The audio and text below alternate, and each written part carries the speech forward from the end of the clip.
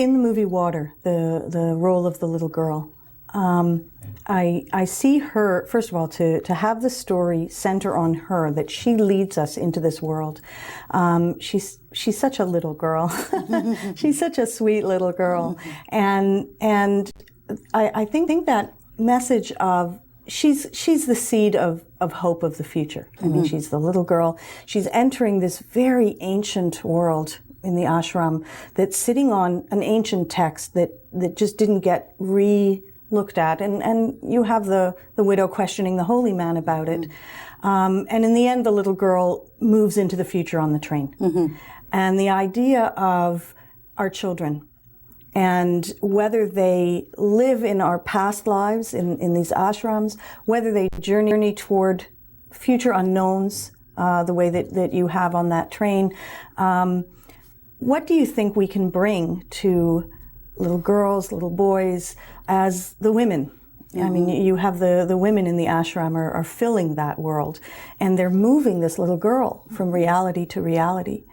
As a mother, when we do it with our parents, as children, when we're parenting, I mean, what kind of messages or advice, moments that you can share that sort of center on that little girl's journey? Well, for Julia, the little girl, and I think for all children, whether it's the young girl in Earth who sees sectarian war, whether it's the young girl, little Radha is a young girl in Fire. The reason I used children, girls in these particular things is because I feel that they're innocent. They haven't been corrupted by the world and exterior sources, as we all, we were all children once, and I think it's a very precious state. But the reality is that it doesn't last for too long, and I think that it's really important at a certain point to start treating children as adults, and not try to hide from them some of the harsher realities they're going to be meeting or seeing in their lives. I think that being overprotective, let's not talk about it, it's too unpleasant. No, that doesn't exist in our way of thinking. What are you talking about? That's not our religion, it's theirs. All this is fraught with real danger. So what we can do is be honest and tell them the truth. Nobody's perfect. Things happen which aren't pleasant. All religions are similar. Their goal is the same. The way of getting there might be different.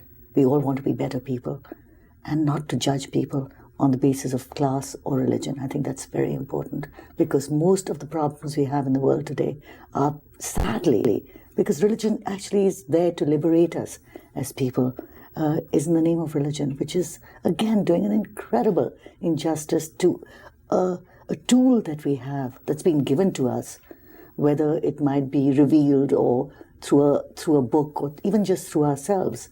And I think that's really important, not to educate our children about humanity.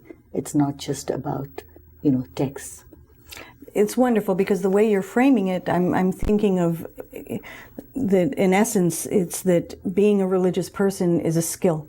It's something, it's not something that you just, right as we were saying before, that you just adhere to a tradition and now religion has done what it meant to do, but you're saying no, beyond that, it's really a skill that you have to work at in understanding that course. Right, right. And to be able to teach a child exactly that reality. This is a skill. It's something that as you said, your mother said to you, question the traditions. It's a skill that she's trying to give to you to use the religion in the way it was meant in Absolutely. Her opinion, to be used. It's. I mean, I think the point of religion is to make us better human beings, and therefore to make a better world that's peaceful.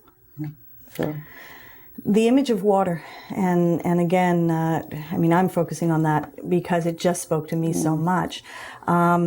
I saw it as a celebration of women, where you have I guess it's a party. It's a festival. It's a festival. It's a color festival. Yeah. Oh, it's definitely a color festival. They've got the colors on their faces and the scarves and the dancing and the laughing and this whole idea of, at that moment you saw them building community inside with all the hardships and realities of their differences within the ashram. They still built community inside.